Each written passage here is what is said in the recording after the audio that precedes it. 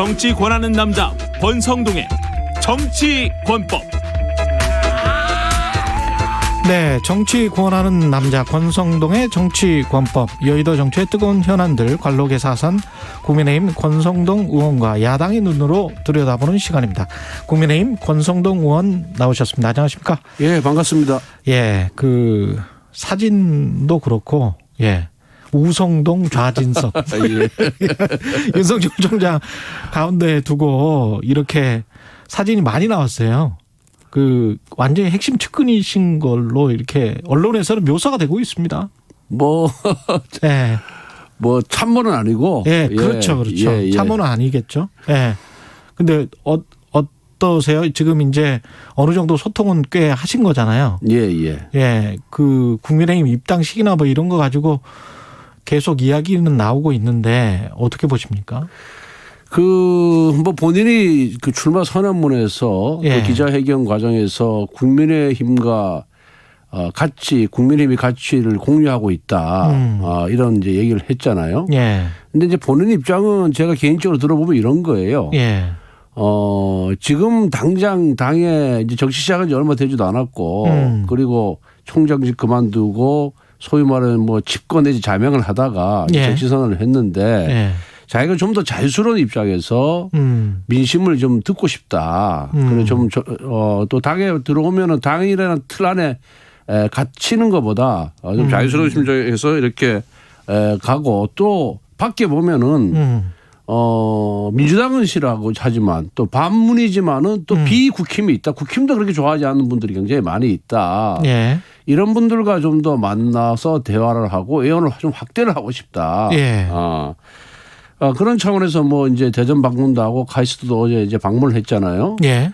그리고 뭐 또 우리 연평해전이라든가 또 우리 그 천안함 희생자들 또 피해자들과 이렇게 만나고 전사자들 추모하고 이런 이제 길을 이제 걷고 있는 거예요. 아마 예. 이제 뭐 광주도 갈 거고 부산도 갈 거고 대구도 갈 겁니다. 예. 그래서 아마 의원을 확대하고 난 다음에 그리고 이제 적절한 시기에 입당을 하리라 저는 그렇게 예측을 하고 있습니다. 이게 지지율 추이하고도 좀 관련이 있을 것 같고 혹시 어떤 지역하고도 관련이 있을 것 같은데 만약에 이제 국민의힘에 입당을 하게 되면 국민의힘이 약한 지역에서는 아무래도 지지율이 좀 떨어지는 것 아닌가. 그러면 최대한 밖에 있다가 나중에 뭐 11월이나 뭐 이렇게 그 야권 대통합 같은 그런 모양새가 될 것 같습니까? 어떻습니까? 그런 거를 생각하고 있는 걸까요? 글쎄 뭐 정확하게 저도 그 윤석열 총장이 어떤 생각을 하고 있는지는 예. 정확하게 모릅니다만은 제안은 뭐 그렇게 나중에 후보 단일화 야권 후보 단일화 과정을 통해서 들어오는 것보다는 예. 우리 당의 지금 지지율이 굉장히 좀 높아지고 있잖아요. 이준석 컨벤션 그렇죠. 효과로. 예. 국민의힘. 예. 그래서 국민의힘 지지율이 높아지고 있고 그래서 플랫폼으로서 빨리 들어오는 것이 더 안정적이다. 또 도움이 될 것이다. 이런 저는 판단을 하고 있기 때문에 예. 경선 버스가 출발하기 전에 전 들어오리라 이렇게 보고 있습니다. 이 관련해서 이제 처가 리스크는 밖에 있는 게 낫습니까? 국민의힘 안에 있는 게 아무래도 낫지 않나요? 그럼 뭐 똑같죠. 똑같아요. 예, 팩트가 뭐냐에 따라서 달려 있으니까. 예, 팩트가 중요한 거지. 그렇죠. 예. 예. 그냥 단순 의혹이면 어디 있으나 똑같고. 예. 그러니까 뭐 그 처가 리스크 같은 경우에는 이미 출마 선언을 하기 전부터 또 윤석열 총장이 총장 재직 시에 이미 기소가 된 사건이고 예. 또 그 부분에 대해서는 관련자들이 진술이 때에 따라서 옛날에는 뭐 범행에 관여 안 했다 했다가 이번에도 예. 범행에 관여했다고 예. 이렇게 진술하는 바람에 이제 예. 기소가 돼서 재판을 받는 그런 상황이기 때문에 예. 그 부분에 대해서는 국민들도 이거는 뭐 윤석열 총장이 자기 권력을 이용한 것이 아니고 검사직을 남용한 것이 아니다라고 저는 봤기 때문에 그 이후에 여론조사에서도 강고한 그런 지지세를 유지하고 있다 이렇게 보고 있습니다. 근데 이제 사건들이 징역 3년 받은 그 사건 말고 부정수급 이 사건 말고 여러 가지 사건들이 좀 있단 말이죠. 모해이중 의혹 사건에 관해서도 모해이중 이제 교사죠. 어떻게 보면 대검에서 재기수사 명령을 내렸고 도이치모터스 주가 조작 사건도 있고 그다음에 그 윤대진 검사장 형 윤우진 용산 세무서장 뇌물수수 사건 무마 의혹에서 변호사 소개를 한 게 아니냐, 뭐 이거 변호사법 위반 이런 것들이잖아요.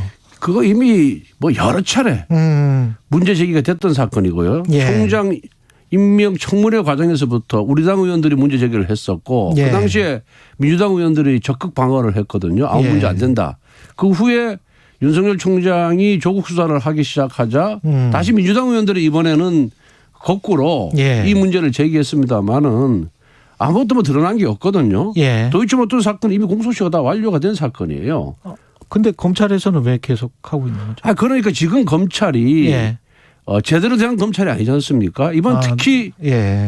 박범계 법무부 장관이 친정부 검찰을 이번에 인사를 통해서 구축을 한 거예요. 그래서 모해 이중 사건 같은 경우에는 친문 검사장인 이성윤 검사장이 있을 때 무혐의 처리했던 사건입니다. 예. 이걸 다시 윤석열 총장이 대권 후보 1위로 뜨니까 대검에서 예. 박범계 장관이 장악한 대검에서 이번에 재기수사 명령을 내린 겁니다. 예. 예. 그리고 도이치모터 사건 같은 경우는 벌써 10년이 지난 사건이에요.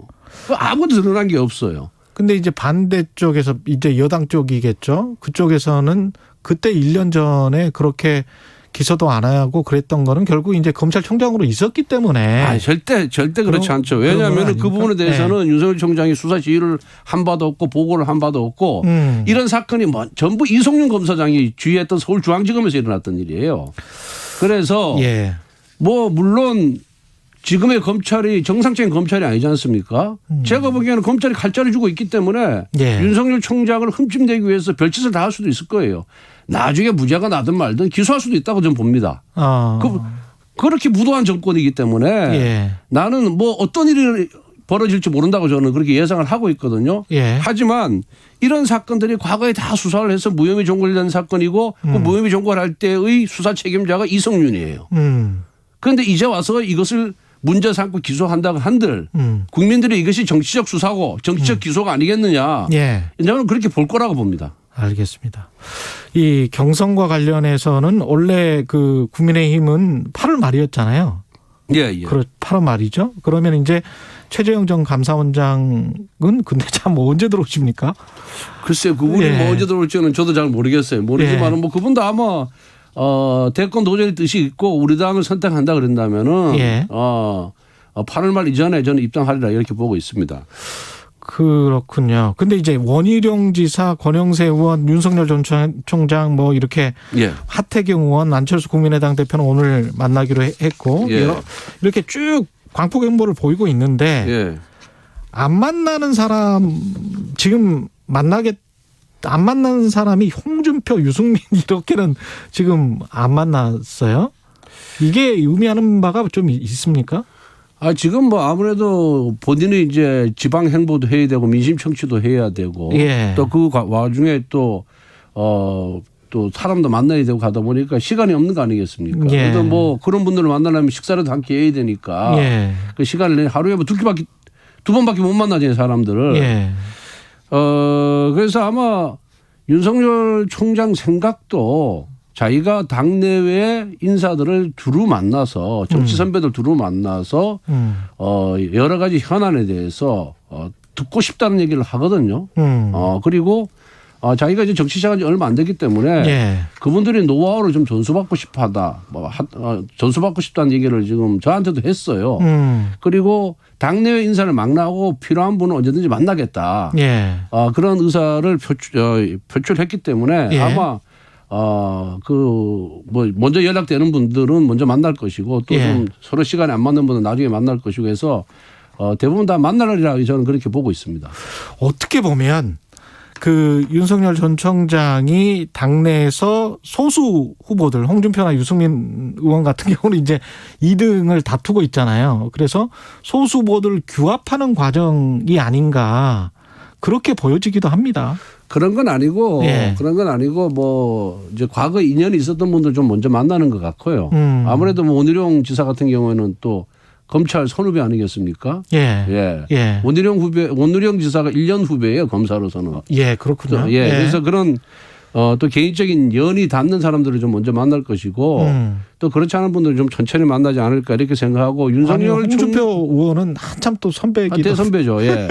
윤석열 총장의 예. 스탠스는 그런 소위 말하는 이런 어떤 그런 뭐 공작 정치라고 하기는 뭐하지만은 그런 선거에 있어서 어떤 술수 같은 건 잘 모르는 사람이에요. 그냥 자기 길을 내가 내 장점만을 국민들에게 호소해서 내 갈 길을 가겠다는 그런 스타일이지 예. 누구와 만나서 이합 집산을 하고 누구와 연대를 하고 예. 이런 거랑 거리가 먼 친구다 저는 그렇게 보고 있습니다. 근데 그게 이제 정치를 할 때는 조금은 필요하잖아요. 사실은 의원님 잘 아시지만. 근데 그게 이제 뭐 저게 지지율이 아주 낮은 후보라든가 예. 한 3, 4등 되는 후보 또 2등 예. 되는 후보 입장에서는 그걸 취할 수 있지만은 예. 월등한 차이가 나는 1등 후보 입장에서는 소위 말해서 그런 꼼수를 쓸 필요가 없는 거죠. 그러면 윤석열 전 총장하고 지금 김종인 전 비대위원장 예. 이분들은 지금 김종인 전 비대위원장은 만난다는 건지 안 만난다는 건지는 잘 모르겠는데 예. 윤석열 전 총장 캠프에서는 이게 만나는 것처럼 이야기는 했잖아요. 아마 만날 겁니다. 예.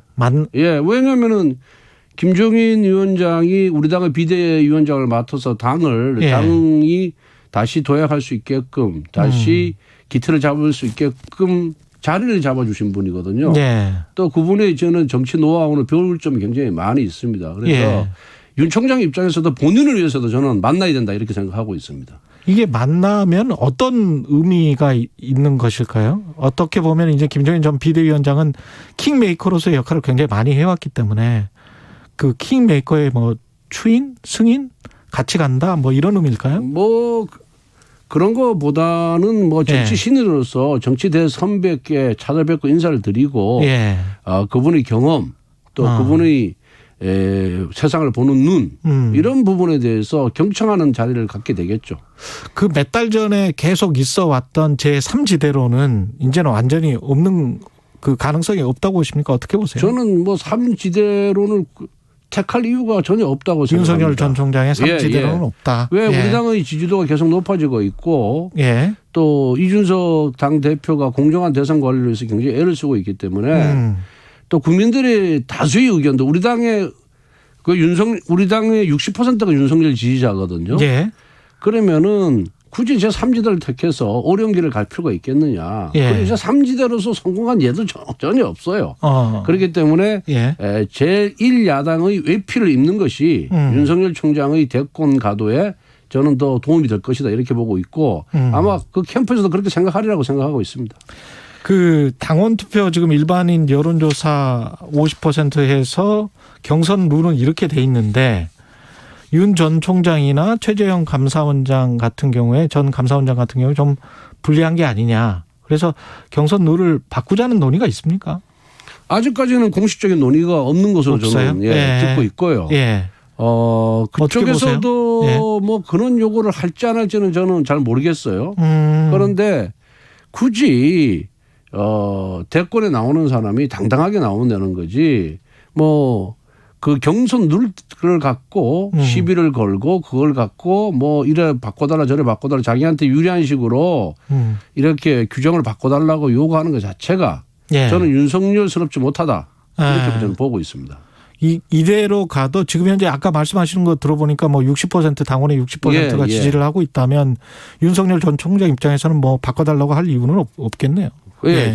그렇습니다. 그리고 그런 룰을 갖고 시비를 거는 순간 지지도가 빠져버려요.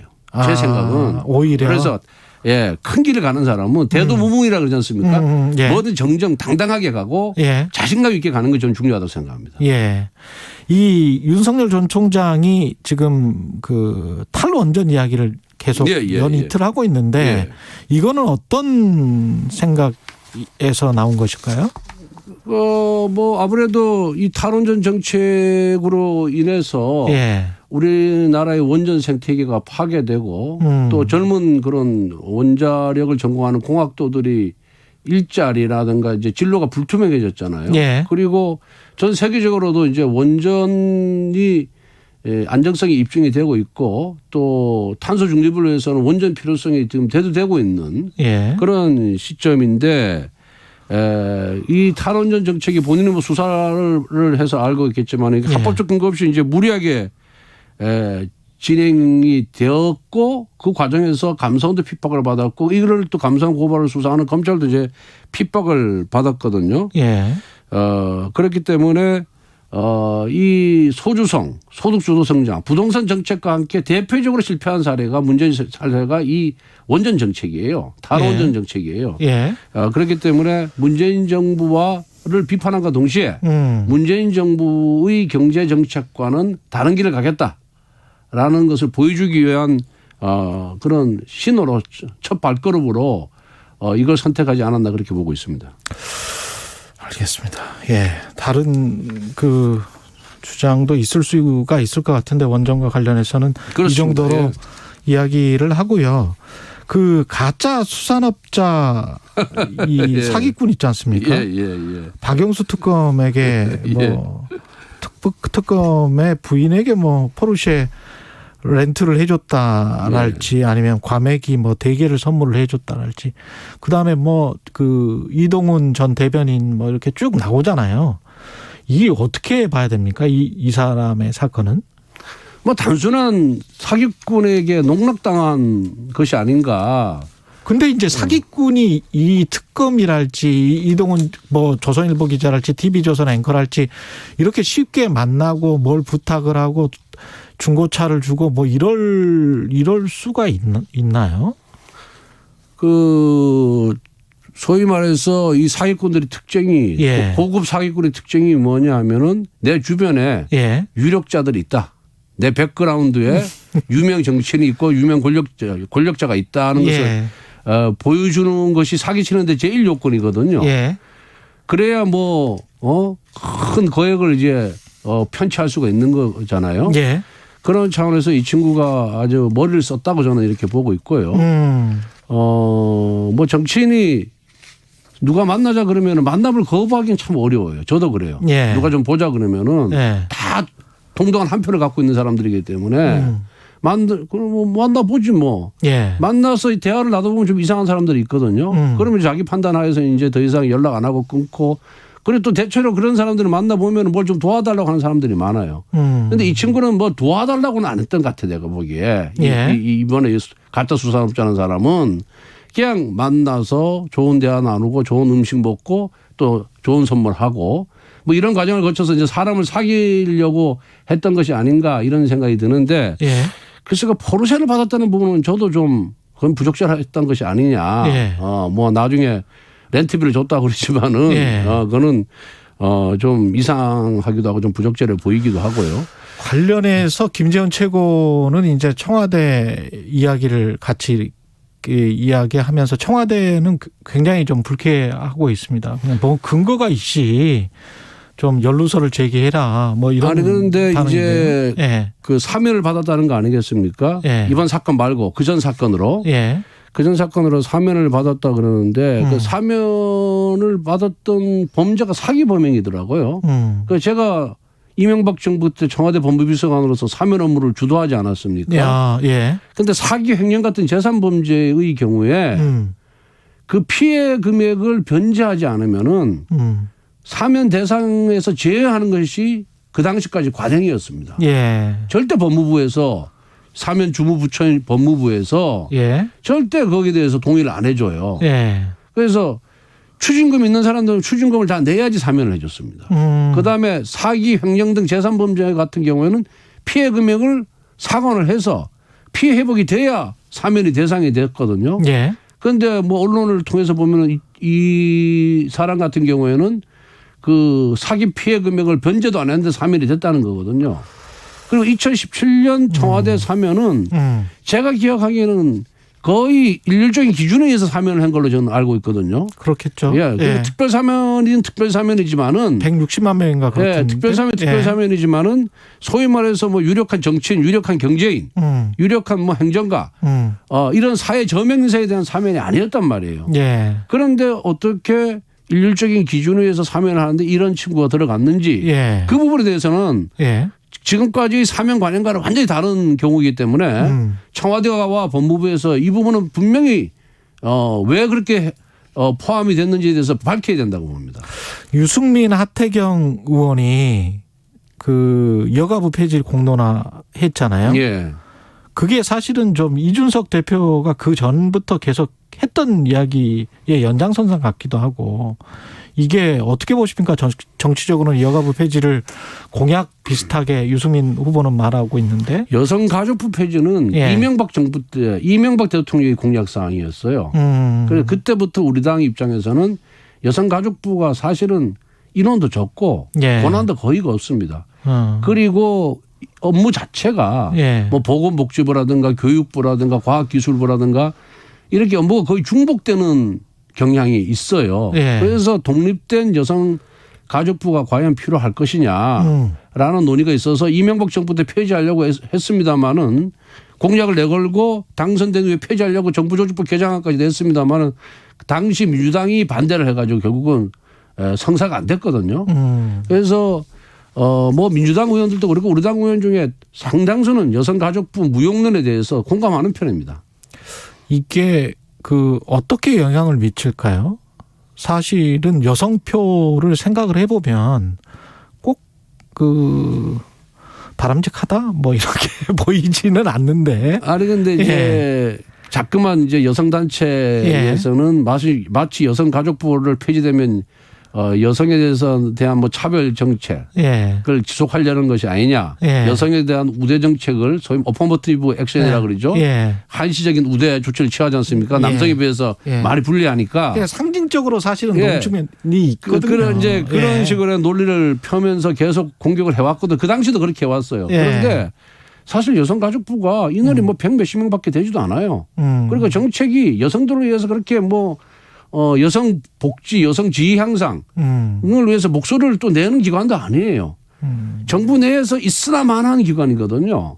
그래서 이 여성가족부의 역할 무용론이 돼도 되는 겁니다. 그래서 뭐 그런 부분 때문에 여성들의 표가 달아날 것이다. 이렇게 저는 보지는 않습니다. 알겠습니다. 말씀 감사하고요. 정치 권하는 남자 권성동의 정치권법 국민의힘 권성동 의원이었습니다. 예, 고맙습니다. 감사합니다. 예. 공정, 공익, 그리고 균형. 한 발짝 더